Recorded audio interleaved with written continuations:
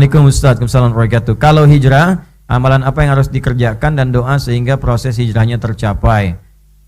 Baik, saya mau mengundang Ustaz ke tempat pengajian saya untuk menambah ilmu tentang Islam. Saya sunah-sunah. Terima kasih. Jazakallahu khair. Semoga Allah muliakan Anda. Kalau ingin berhijrah, maka dimulai dengan 3 cara yang paling utama.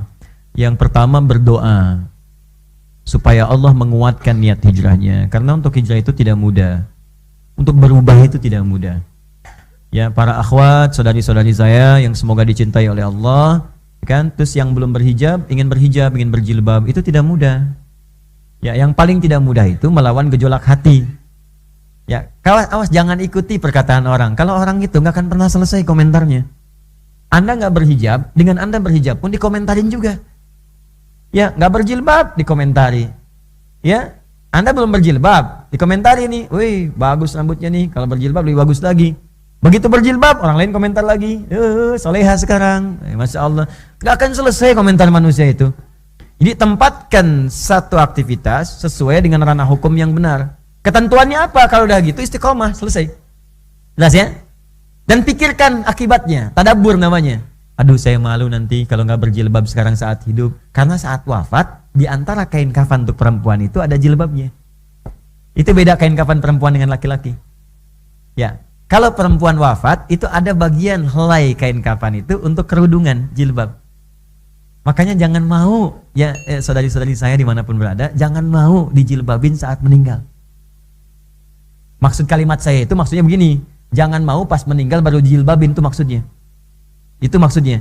Mulai saat hidup berjilbab sehingga konsisten, saat wafat pun dijilbabin. Kan jadi aneh, hidup tidak berjilbab, wafat dijilbabin. Jangan bikin malaikat bingung. Kamu siapa? Sekarang berjilbab, cie-cie. Wah, capek itu, kasihan. Ya, jangan bikin capek lah hidupnya. Itu pertimbangan aja. Malu sama orang, malu. Nanti kan roh itu akan merasakan. Apa enggak malu datang orang terus menjilbabi Anda saat meninggal, sedangkan rohnya kan merasa. Roh itu kan ada, dicabut kan melihat keadaannya. Siapa yang datang, siapa yang melayat, kuburan, siapa yang ucapkan salam dijawab dari situ. Apa enggak malu ketika enggak berjilbab tiba-tiba dipakein? Nangis Anda nanti dan sudah tidak ada waktu untuk kembali. Anda bermohon pada Allah, ya Allah, fa'asaddahu aku minas solihin. Allah, 1 detik aja ya Allah, 1 detik untuk berjilbab. Enggak bisa. Enggak bisa. Kamu akan pulang, sekarang selesai. Tuh. Ya, jadi berdoa dulu supaya dikuatkan oleh Allah. Dengan doa itu nanti mantap hati. Kalau sudah mantap hati, yang kedua, cari guru untuk membimbing. Gurunya yang benar. Ya, kamu hijrah, pengen pahala paling besar enggak? Jian, bom tuh depan itu tuh. Waduh, udah. Nah, itu tinggalkan. Seperti itu jauhi. Ya, cari guru yang baik. Guru yang baik itu siapa? Cirinya gampang. Guru yang mengajak pada nilai keislaman yang benar. Islam itu damai, Islam itu tenang, Islam itu tentram, Islam itu baik. Itu kata dasarnya. Islam itu patuh, tunduk kepada Allah. Jadi ketika dia ngajak, yuk sholat, belajar dengan baik, ya, kasih ilmunya, begini cara ilmu sholat yang baik. Yuk berbakti pada orang tua, gini caranya. Yuk bertetangga yang baik, yuk dengan teman-teman yang baik, yuk kemudian cari berkata yang tutur baik. Itu guru yang benar. Jangan sampai Anda hijrah, belajar, pulang-pulang dari situ pandai mencaci, pandai mencela. Sekarang saya agak bingung ya, demi Allah saya katakan saya bingung sejak saya pulang ke Indonesia. Itu saya mencari celahnya di mana ini. Kok bisa orang belajar ngaji pulang-pulang sama istri suami ribut. Ada yang sampai pisah juga. Ini belajar apa gitu. Zaman Nabi dulu orang terpisah itu disatukan. Orang sekarang ada yang belajar pulang ke rumah jadi pisah. Dengan tetangga jadi ribut, jadi nggak kenal tetangga. Aneh saya. Tetangga kok masa gitu? Ya. Saya kan baik gitu. Ya. Nah, jadi cari guru. Yang ketiga, buat prioritas amalan. Jangan lompat-lompat dulu. Buat prioritas dulu.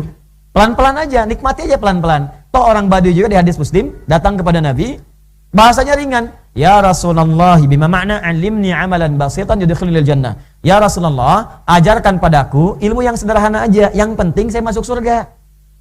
Tuh, pintar kan? Modal dikit, keuntungan pengen banyak. Ya Allah yang sederhana aja ya Rasulullah, yang penting masuk surga. Maka ya Nabi diajarkan, sudah cukupkan dengan yang fardu, nih salat fardu. Gak usah kerjakan kecuali kalau pengen tatawu, illa antatawa, kalau pengen sunnah. Nih zakat, kalau pengen sunnah infak. Apa kata orang ini? Ya Rasulullah, saya akan iltizam, komitmen dengan yang fardu, saya nggak akan kerjakan yang sunnah. Kata Nabi, bahkan dia katakan saya akan jaga diri saya, maksudnya nggak bermaksiat. Jadi jaga maksiat, dia pergi konsisten dengan yang wajib aja, yang sunnah nggak pernah dia kerjakan. Terus fantolaqo, dia pergi. Kata Nabi, aflaha in sadaqa. Au dakhala al-jannah in sadaqa. Kalau benar komitmen dengan perkataannya, masuk surga dia. Surga. Dia kerjakan yang fardu aja, sunnah nggak dikerjakan. Puasa sunnah nggak pernah, sholat sunnah nggak pernah. Tapi catatan, hindari maksiat. Karena setiap bermaksiat, pahala ditarik untuk menutup dosa. Orang ini kan tinggal di padang pasir. Kalau di padang pasir mau maksiat bagaimana? Mau zina nggak ada yang dilihat unta. Unta emang kan nggak pakai baju. Apa yang dilihat siapa?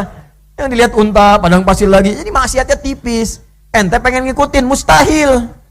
Karena kita tinggal di lingkungan seperti ini tiap hari, maksiat kelihatan, terdengar. Gibah di setiap tempat. Sekarang gibah masuk ke rumah. Dikemas dengan kemasan yang bagus. Masuk ke TV, ada acara, ada ini, dinikmati juga.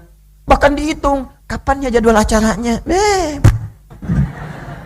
Cita-cita surga tapi menikmati maksiat kan bahaya gitu. Jelas ya? Nah, jadi bikin prioritas, sholat dulu. Sholatnya bagus, naik puasa. Ya, ilmunya diisi. Senin dulu, nggak apa-apa, biasanya nggak kuat, sekuatnya dulu. Sampai zuhur, buka, terus ke asar, nggak apa-apa, bukan aib kok. Bukan aib, nggak ada masalah, bukan aib. Bukan aib, jangan dipaksain. Tiba-tiba sampai maghrib, berjuang, syahid. Terus pingsan, terus orang bilang, gara-gara kamu puasa, si puasa yang disalahin.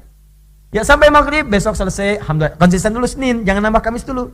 Begitu enak, masuk Kamis. Belajar ilmunya lagi. Ada puasa apa lagi? Ayamul bid. 3 hari pertengahan bulan, 13, 14, 15, kan?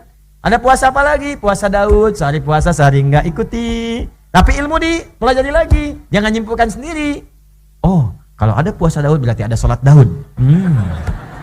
Subuh sholat, zuhur tidak. Asar sholat, maghrib tidak. Jelas ya? Bikin prioritas. Punya catatan. Nah kalau sudah begitu, hijrahnya enak. Dan yang terakhir, bergaul bersama orang-orang soleh. Itu dia cukup dengan amin, gaul, lihat ya. Lihat, maka di dalam rumah hijrah bareng-bareng, suami jadi soleh, istri jadi soleha, maka anak otomatis akan soleh semua.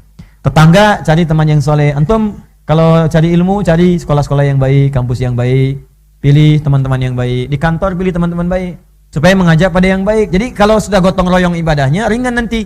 Begitu misalnya, maaf ya, Allahu Akbar, temannya ngajak, ayo ke masjid. Tuh. Tapi kalau nggak dapat yang begitu nanti susah. Yuk, sholat yuk. Sholat nomor 2, nomor 1 ini dulu. Nah itu susah nanti, capek.